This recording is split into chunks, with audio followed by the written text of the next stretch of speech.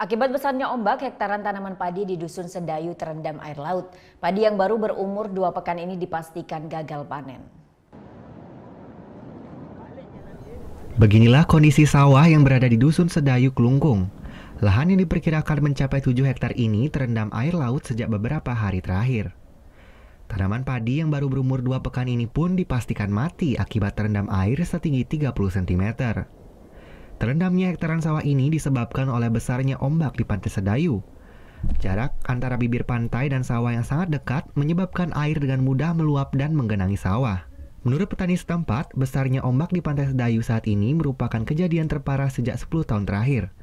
Akibat kondisi ini, kerugian ditaksir mencapai puluhan juta rupiah. Karena ombaknya yang besar ya? Ombaknya terlalu besar. Ini setiap tahun seperti ini Pak atau gimana? Nah, ini tumben. Baru pertama kali. Baru pertama kali. Sebesar niki. Sebesar niki. Ini padinya baru ditanam atau udah? Baru ditanam. Bertanam, Ini Pak, ya? udah banyak rugi petaninya di sini, Pak. Selain lahan sawah di Dusun Sedayu, besarnya ombak juga merendam hektaran lahan pertanian lainnya di Desa Jumpai, Klungkung. Akibat kondisi ini, petani belum bisa melakukan aktivitasnya dengan normal, serta masih menunggu keadaan kembali kondusif. Kadek Martane melaporkan untuk NET.